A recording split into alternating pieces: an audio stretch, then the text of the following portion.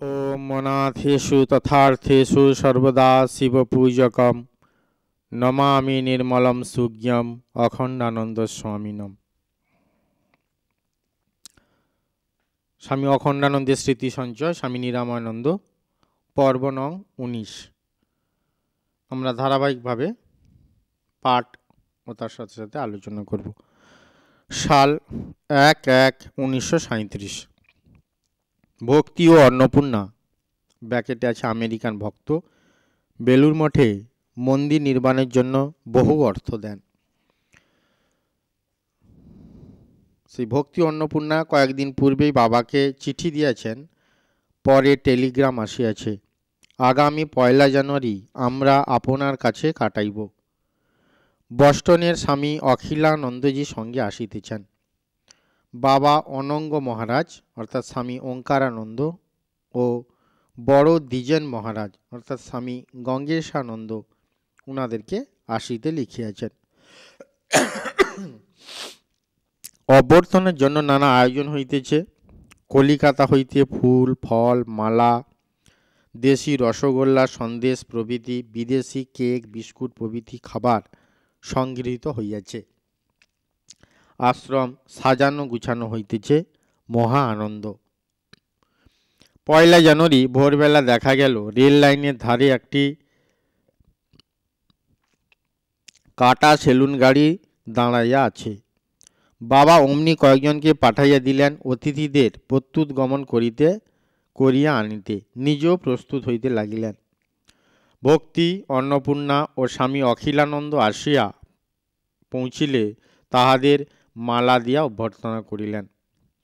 হলে টেবিলে চা পানের পর উপহার আদান প্রদানের সহিত অভ্যর্থনার প্রথম পর্ব শেষ হইল। দ্বিজেন মহারাজ আশ্রমের সকলকে রসগোল্লা দিতেছেন। এমন সময় অনঙ্গ মহারাজ আর্জেন্টিনার স্বামী বিজয়ানন্দ পশুপতি মহারাজকে লইয়া উপস্থিত। বাবা তাহাকে লইয়া ঘরে ঢুকিলেন, আদর করে খাওয়াইলেন। পরে বলিলেন, বল কি চাই। সেদিন বাবা একটি নূতন সাদা পশমের র্যাপার গায়ে দিয়েছিলেন। স্বামী বিজয়ানন্দ সেইটি চাহিলেন। বাবা তখনই চাদরখানি তার গায়ে জড়াইয়া দিলেন। আনন্দের স্রোতে যেন সারা আশ্রমটি ভাসিতেছে। এই যে মহারাজ বর্ণনাটি লিখেছেন 1 জানুয়ারি 1937 সালে, বিভিন্ন কথা প্রসঙ্গে মাঝে মাঝে এই কথাগুলো লিখছেন যে আশ্রম সাজানো গুছানো হইতেছে, মহা আনন্দ।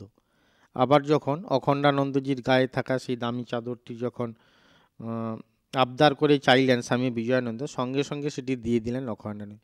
সেইটি দেওয়ার পরে মহারাজ বলছেন নিরামানন্দজি যে আনন্দের স্রোতে সারা আশ্রমটি যেন ভাসিতেছে। যেই কাজ হোক না কেন মহারাজের এইটি কাউকে দেওয়া বা আশ্রম সাজানো গুছানো, সকলের মনে দিব্য মহাপুরুষের সান্নিধ্যে যেন একটা আনন্দের স্রোত বয়ে চলেছে, সেইটি মহারাজ ব্যক্ত করছেন।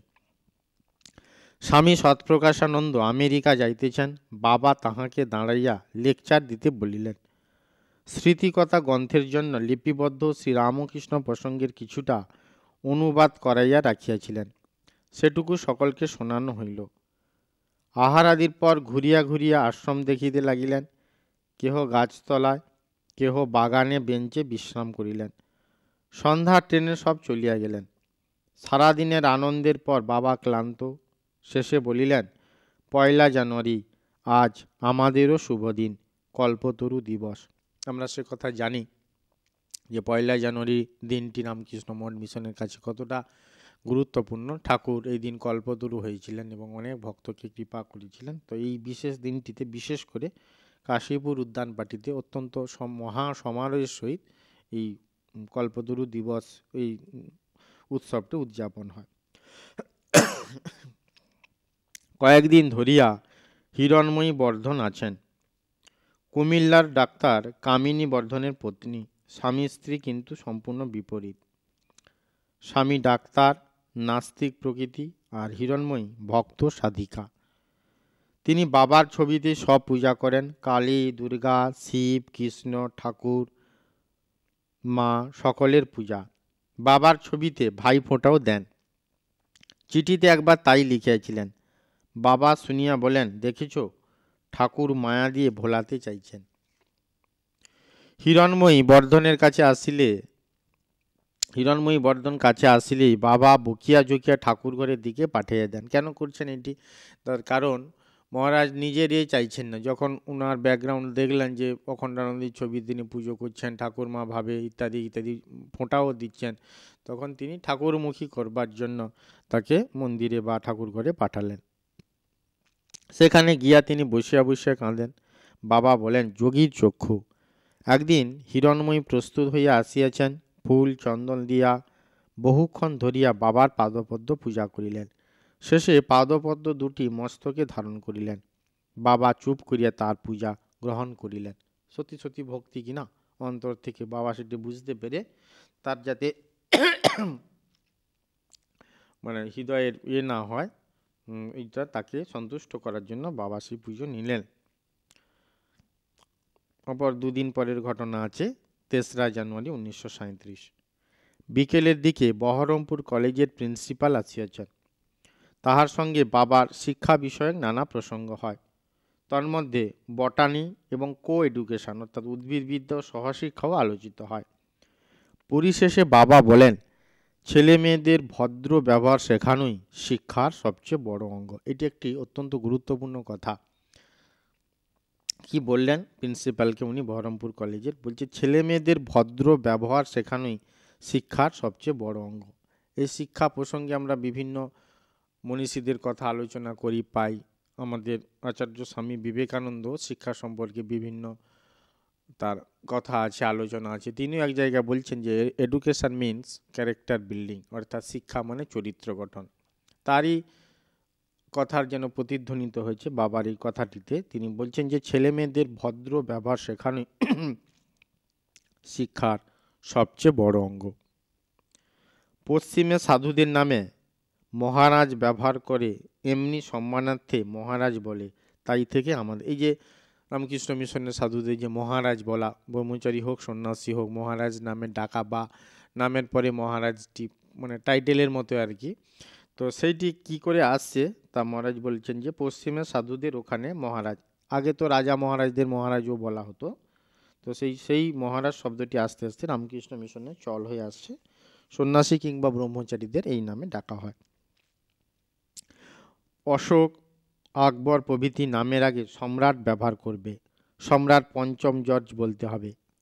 মানে যে সম্রাট অশোক, সম্রাট আকবর আমরা ইতিহাসে পড়েছি, তারাও সম্রাট শব্দটি ব্যবহার করত।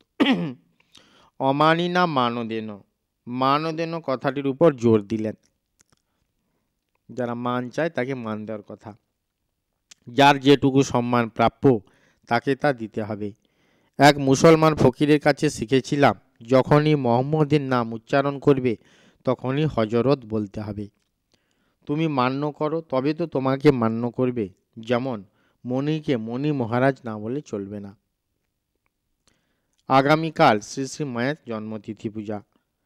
সন্ধ্যা আরতির পর রাত্রি 1 প্রহর হইয়াছে। পূজারী শ্রী শ্রী ঠাকুরকে শয়ন দিয়া আসিয়া কাল কিভাবে পূজা হইবে এ বিষয়ে বাবাকে জিজ্ঞাসা করিলেন। বাবা বলিলেন,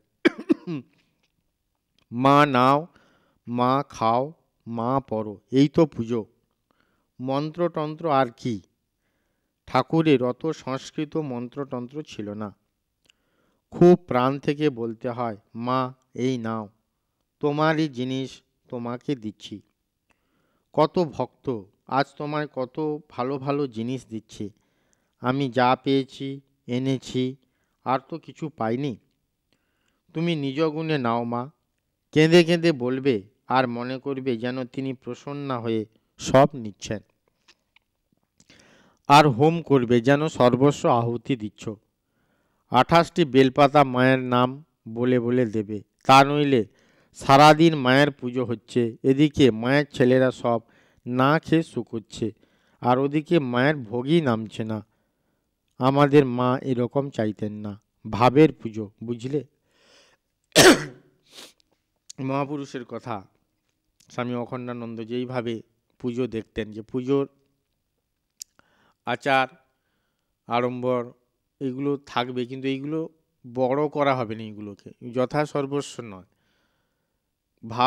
ভাব অনুযায়ী ঠাকুরকে পুজো করে তার সেই প্রসাদ যাতে মায়ের যে ছেলেরা, ঠাকুরের যে ভক্তগণ, তারা যাতে পেয়ে সন্তুষ্ট হয় তার উপরে জোর দিতেন। এটা বরাবরই অখণ্ডানন্দজির আর অন্যান্য জীবনী তো আছে, যে তিনি প্রথমে মন্দিরই করতে চাইছিলেন না, যে মানুষের জীবন্ত মানুষই যেন মন্দির, তাকে সেবা করলেই ঠিক ঠিক ঠাকুরের সেবা।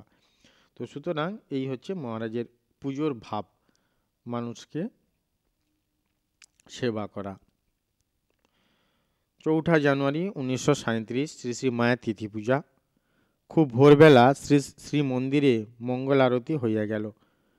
তারপর সকলে আসিয়া বিনোদ কুটিরে বাবার কাছে বসিলে একজন একটি শিবের গান গাইল, শিব শিব শঙ্কর ভোলা মহেশ্বর। তারপর বাবা করজোরে গদগদ স্বরে আবৃত্তি করিলেন, নাগেন্দ্র হারায় ত্রিলোচনায়। এটি আছে শিব পঞ্চাশর স্তোত্রে। একটি ভক্তকে গান গাইতে বলায় সে একটি রাধার গান গাইল। বাবা বলিলেন, ও আবার কেন, মায়ের গান জানো না? তারপরে বলিলেন, না না, আমাদের মা তো সবই। ভক্তটি মায়ের একটি গান গাইল। মায়ের তিথি পুজোর প্রসঙ্গ চলছে, আশ্রমে যেটি হচ্ছে। একটু বেলা হইলে ভক্তি অন্নপূর্ণা প্রদত্ত পেরেম্বুলেটর অর্থাৎ টায়ার দেওয়া সুন্দর ঠেলাগাড়িতে বসিয়া বাবা ঠাকুর ঘরের দিকে আসিলে সামনের উঠানে গাড়িটি দাঁড় করানো হইল।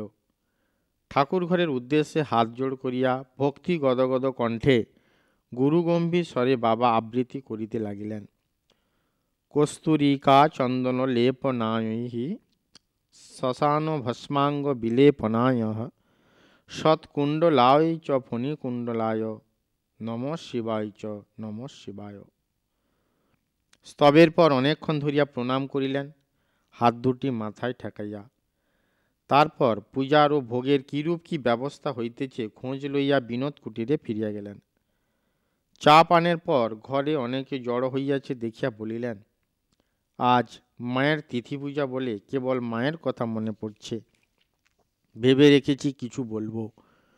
ভক্তের দিকে চাইয়া বলিলেন, 11টার সময় মনে করিয়ে দিস। দুপুর 11টার সময় অনেকে বাবার ঘরে সমবেত। বাবা শুইয়াছিলেন। বলিলেন, শরীর বড় খারাপ। বলার হলো না। একটু পরে উঠিয়া বসিয়া বলিলেন, কি আর কথা, কাশীপুরে ঠাকুরের দেহ তখনও ঘরে। ও সে কি করুণ কান্না! মা যে বাড়িতে থাকেন তা কেউ বুঝতে পারত না। মা এসে আছড়ে পড়লেন আর কান্না, মা গো কোথা গেলি গো, আমাকে কার কাছে রেখে গেলি? মা ঠাকুরকে মাতৃভাবে দেখতেন, এইটি এখানে দেখবার। এরপর কিন্তু আর কখনো মায়ের এরকম কান্না দেখা যায়নি। এই একটিবার তাকে এমন উতলা হতে দেখেছি। মায়ের তিথি পুজোতে স্বভাবতই মন থেকে মায়ের কথা উত্থিত হচ্ছে। তার অখণ্ডানন্দজির মনে যেটি উত্থিত হলো সেটি কাশীপুরের ঘটনাটি। ঠাকুরের তখন শরীর জাস্ট গেছে, কিন্তু তার স্থূল দেহটি আছে। মা নিচের ঘরে থাকতেন। মা তো খুব একটা দেখা যেত না মাকে, কিন্তু তিনি যথাসময়ে ঠাকুরের সেবা করতেন। কিন্তু মা যেভাবে এসে আছড়ে পড়ে কাঁদছে আর বলছে, মা কোথায় গেলি? অখণ্ডানন্দজি বলছেন যে তিনি যে মাতৃভাবে দেখতেন ঠাকুরকে, সেইটি এখানে দেখবার। এবং সেই সঙ্গে এটাও ব্যক্ত করলেন যে তাকে একটিবার এমন উতলা হতে দেখেছি, গভীরভাবে কেঁদে আকুল হয়ে যাচ্ছেন, ভেঙে পড়ছেন, এরকমভাবে দেখা যায়। এই ঘটনাটি মায়ের তিথি পুজোর দিনে অখণ্ডানন্দ, এই যে প্রাণের প্রিয়তা, প্রাণের যে টান, ব্যাকুলতা ঠাকুরের প্রতি, তার যে কেমন ভাব, এইটি যেন অখণ্ডানন্দজি হৃদয়ে উদ্ভাসিত হয়েছে সেই মায়ের তিথি পুজোর দিন। তাই তিনি সেটি ব্যক্ত করিলেন। শরীর খারাপের জন্য অনেক কিছু বলবার ইচ্ছা থাকলেও বলা হয়নি, কিন্তু এইটি বললেন। সন্ধ্যা 6:30, আরতির শেষে একে একে সকলে আসিয়া বাবাকে প্রণাম করিয়া কাছে বসিতেছে। বাবা হলে চেয়ারে বসে আছেন। এ কথা সে কথা হইতেছে। বিজয়কৃষ্ণ গোস্বামীর অলৌকিক জীবন কথা, বৈকুণ্ঠ দর্শনের কথা হইল। তারপর বৃন্দাবন ও জয়পুরে 2-1টি গল্পের পর বাবা হিমালয়ে দশরথ কি দাণ্ডায় তাহার দর্শন ও অনুভূতির কথা বলিলেন। হিমালয়ে নির্জনতর স্থান, জল জুটে গেল, নিচেই ঝর্ণা, অনেক উপরে ছোট একটু থাকবার জায়গা, অনেক নিচে থেকে জল আনতে হয়, আর হিংস্র জন্তুর ভয় বলে রাখাল ছেলেরা সেখান থেকে নিয়ে গেল তাদের পাড়ায়। আগুন ঘেরা ঘরে রাত্রে শুলাম। শেষে চিন্তা কি, অবিশ্বাস, দেখি না কি হয়।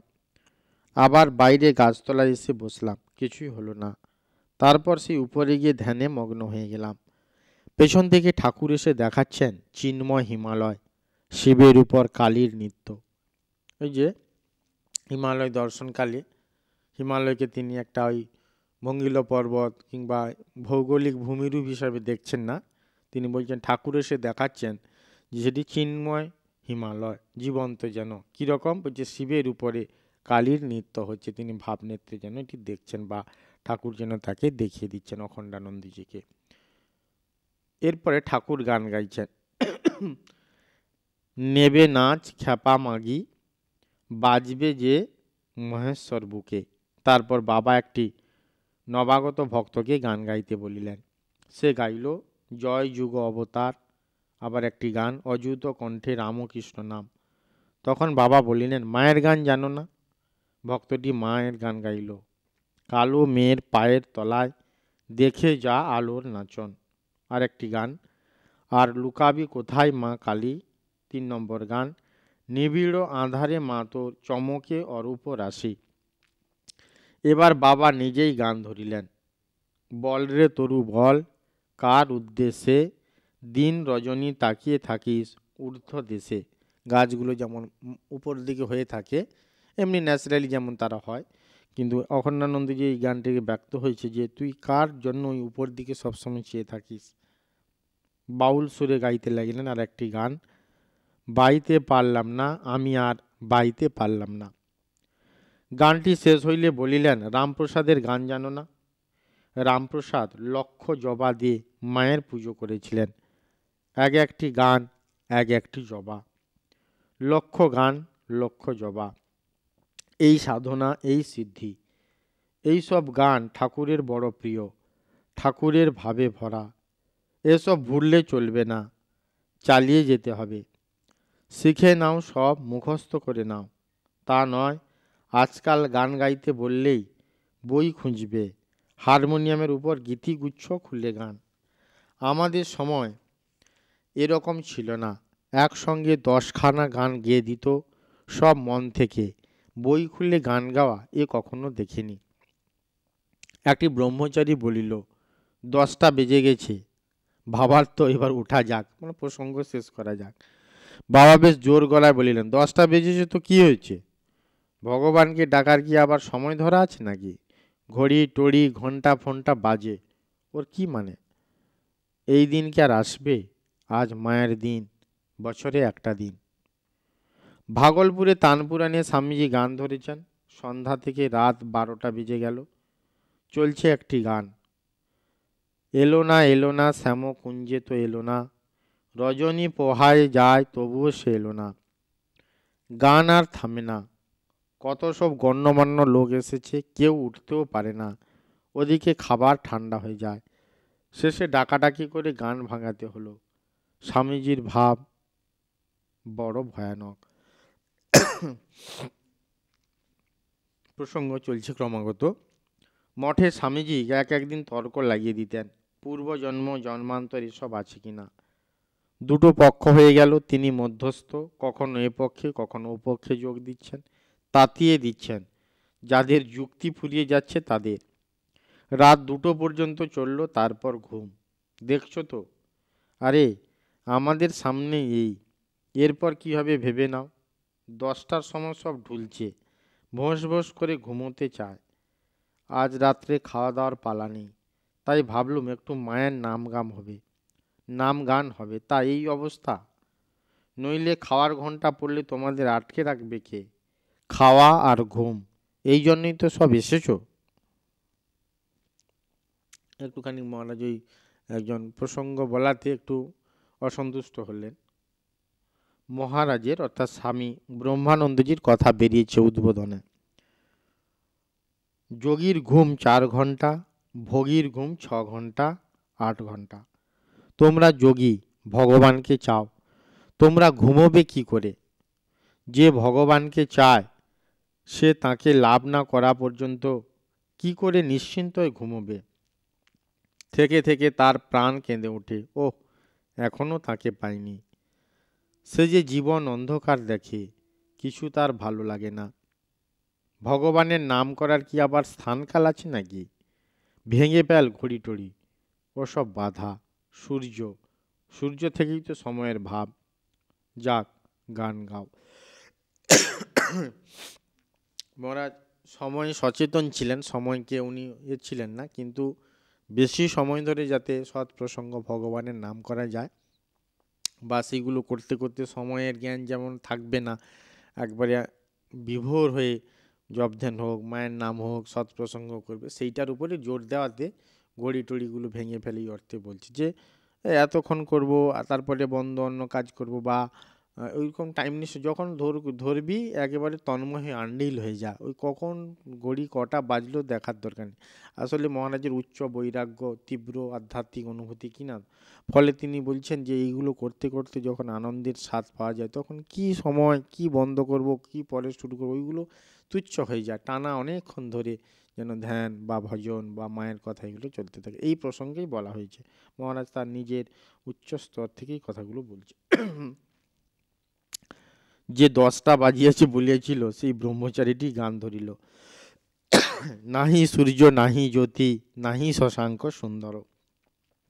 বাবা আর স্থির থাকতে পারিলেন না। চেয়ারের উপরে হাঁটুর উপর বায়াটি লইয়া সুন্দর গম্ভীর অতুলনীয় স্বরে নিজেই গাইতে লাগিলেন স্বামীজি রচিত গানগুলি। নাহি সূর্য নাহি জ্যোতি নাহি শশাঙ্ক সুন্দর, ভাসে বোমে ছায়া সম ছবি বিশ্ব চরাচর। দ্বিতীয় গান। এক রূপ অরূপ নাম বরণ, অতীত আগামী কালহীন, দেশহীন সর্বহীন, নেতি নেতি বিরাম যথায়। যেই সূর্য তারই কিরণ, সেই সূর্য সেই কিরণ। ঘুরিয়া ফিরিয়া এই লাইনটি যে কতবার গাইলেন, সব গম্ভীর, শান্ত, নিস্তব্ধ। রাত্রি দুপুর হইয়াছে, ঘড়িতে ঢং ঢং করিয়া 12টা বাজিয়া গেল। বাবা আবার বাঁয়ার তালে তালে গান আরম্ভ করিলেন। প্রথম গান। তাথইয়া তাথইয়া নাচে ভোলা, বম বব বাজে গাল, ডিমি ডিমি ডিমি ডমরু বাজে, দুলিছে কপালমাল। কতক্ষণ শুধু এই 2 লাইনই গাইলেন। দ্বিতীয় গান। নাচে বাহু তুলে ভোলা ভাবে ভুলে। এই গানের 2-1 কলি গাইতে গাইতে তার মুখে মধুর হাসি ফুটিয়া উঠিল। জটার মতো চুলগুলি ঝুলিয়া পড়িয়াছে, দুলিতেছে, মাথা ঢুলিয়া ঢুলিয়া পড়িতেছে, দৃষ্টি অর্ধ নিমিলিত, যেন শিবেরই ভাবে বিভোর। থাকিয়া থাকিয়া গানের এক একটি লাইন বলিতেছেন, কি সুন্দর অপূর্ব দিব্য মূর্তি, যেন মানুষ নয়। হঠাৎ মাথায় ঝাঁকি দিয়া চুলগুলি সামনে ঝুলাইয়া গাইয়া উঠিলেন, তাথইয়া তাথইয়া নাচে ভোলা, বম বব বাজে গাল। সকলকে সুর ধরিতে বলিলেন। অনেকক্ষণ ধরিয়া এই গান চলিল। বাবা একটু চুপ করিয়াছেন, অপর সকলে গাইতেছে। গান থামিলে ধরা গলায় বাবা আবার গাইতে লাগিলেন। মনের কথা কইব কি সই, কইতে মানা, দরদি বিনে প্রাণ বাঁচে না। দ্বিতীয় গান। রাঙা জবা কে দিল তোর, পায় মুঠো মুঠো, দে না মা স্বাদ হয়েছে, পরিয়ে দে না মাথায় দুটো। আহা, ঠাকুরের কাছে এইসব গান গাইতে গাইতে রাত কেটে গেছে।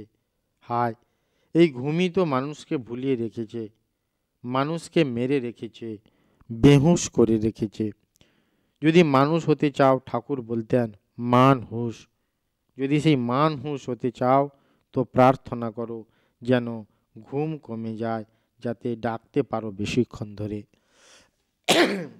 এই প্রার্থনা যে সে করতে পারবে না, যার ব্যাকুলতা হয়েছে, ঈশ্বরকে চায়, ঈশ্বরকে ডাকার স্বাদ আস্বাদন করতে চায়, সেই ঘুমের আনন্দটাকে, ঘুমিয়ে যে আনন্দ সেইটিকে বাদ দিয়ে জেগে ভগবানকে ডাকার যে বেশি আনন্দ আস্বাদ বেশি, তার জন্য সেই প্রার্থনাটা করতে পারবে। কোন প্রার্থনাটা? যে ঠাকুর যেন ঘুম কমে যায়, যাতে ডাকতে পারি বেশিক্ষণ ধরে।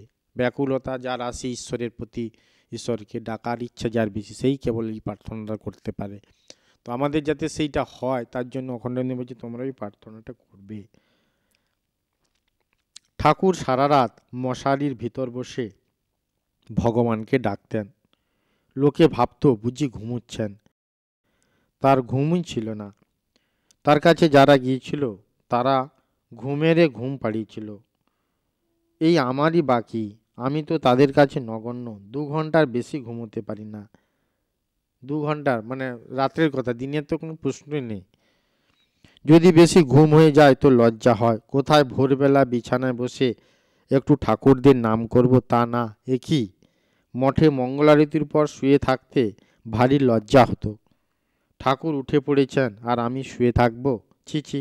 অমনি গা ঝাড়া দিয়ে উঠে পড়তাম। এই যে ঠাকুরের প্রতি ভালোবাসা, তিনি উঠে পড়েছেন, আমার শুয়ে থাকা চলে না, আমি উঠে গিয়ে ঠাকুরের নাম করব। ঠাকুরও বলতেন, যখন অনেকক্ষণ ধরে উঠতো না, দক্ষিণেশ্বরে তার মা শারদার কাছে লক্ষ্মী দিদিরা সব থাকতেন, তাদেরকে বিছানায় অনেক সময় জল ঢেলে দিতেন। আরে তোরা তাড়াতাড়ি উঠ, আর কত ঘুমাবি, ঘুমোতে গিয়ে এখানে এসছিস, তাড়াতাড়ি গঙ্গা জল মুখে দিয়ে মায়ের নাম কর। এইভাবে তৈরি করতেন বা দৃষ্টান্ত দিয়ে রেখেছিলেন পরবর্তীদের জন্য, যে সকালে উঠে গঙ্গা জল মুখে দিয়ে মায়ের নাম করা বা ইষ্টমন্ত্র জপ করা, ভগবানের নাম করা, মোট কথা ভগবতভাবে টাইমটা কাটানো। তবে শরীরের জন্য আহার যেমন দরকার তেমনি নিদ্রাও দরকার। তোমরা যে আমার কাছে এলে, ঠাকুরের ছেলেদের কাছে, যারা ঘুমেরে ঘুম পাড়িয়েছে, সেখানে তোমরা কি শিখলে? কিছু একটু শেখো। তখন রাত্রি 1টা বাজে। একটু রাত্রির হয়ে গেছে বলে অমনি সব উঠবার জন্য ব্যস্ত। আমি এই বুড়ো মানুষ, অসুস্থ শরীর, সারাদিন খাইনি কিছু, ঠায় বসে আছি তোমাদের জন্য। গান শুনছি, নিজেও গাইছি, এত বকছি, তা এমন কিছু ক্লান্ত হয়নি, এতটুকু ঢুল আসেনি। এরপর আজ আর কি ঘুম হবে? তোমরা তো যাবে আর ভোঁস ভোঁস করে ঘুমোবে 7টা পর্যন্ত। আমি কিন্তু ঠিক 5টার সময় ঘন্টা বাজাতে বলবো। দেখো, এখনো দেখো ঠাকুরের কি শক্তি এই বুড়ো হাড় দিয়ে দেখাচ্ছেন। একটু পরে আবার বলিতেছে, সত্যি ঠাকুরের শক্তি তো বটেই, নাহলে তিনি পারবেন কি করে। একটু পরে আবার বলিতেছেন, আমি ভালো এক ভাবির কাছে ভাব পেয়েছি। যে দেশে রজনী নাই, সেই দেশের এক মানুষ পেয়েছি, সেখানে রাত্রি নেই, সবসময় যেন আলো। শোনো বলি, তোমরা অনন্তের জন্য এসেছো, ঘড়ির দিকে তাকালে কি হবে? ঘড়ি তো সীমা বন্ধন, টাইম তো রিলেটিভ। অনন্ত যদি চাও, এসব ভাব দূর করতে হবে। দিন রাত মিনিট ঘন্টা এসব কত দূর পর্যন্ত? এই পৃথিবী বড়জোর সূর্যের রাজত্ব পর্যন্ত। সূর্যের রাজত্ব আর কতটুকু? এই অনন্ত বিশ্বে কত সূর্য রয়েছে, এক একটা নক্ষত্র সূর্যের চেয়ে বড়। সিরাস অর্থাৎ লুব্ধক প্রভৃতি উজ্জ্বল নক্ষত্র দূরে দূরে স্তরে স্তরে সাজানো রয়েছে। গ্যালাকটিক সিস্টেম, নেবুলা, ছায়াপথ, নীহারিকা, তার এক একটা থেকে কত কত সূর্য জন্মাবে। সেখানে কি টাইম আছে? টাইমও সেখানে জন্মায়নি। মহারাজ তার আধ্যাত্মিক অনুভূতি থেকে বলছেন। বাকি যারা শুনছে তারা অতটা লেভেলের নয়, ফলে তারা ঘুম পেয়ে যাচ্ছে, বারবার উঠবার চেষ্টা করছে, প্রসঙ্গ শেষ করার চেষ্টা। কিন্তু মহারাজের কিন্তু তা হচ্ছে না। বুঝে আমার বয়স হচ্ছে, ঠাকুরের শক্তির ফলে তার মন কিন্তু উচ্চ স্তরে এই টাইম স্পেস এইগুলোকে ছাড়িয়ে যেন একটা দিব্য অনুভূতি রাজ্যে চলে গেছে।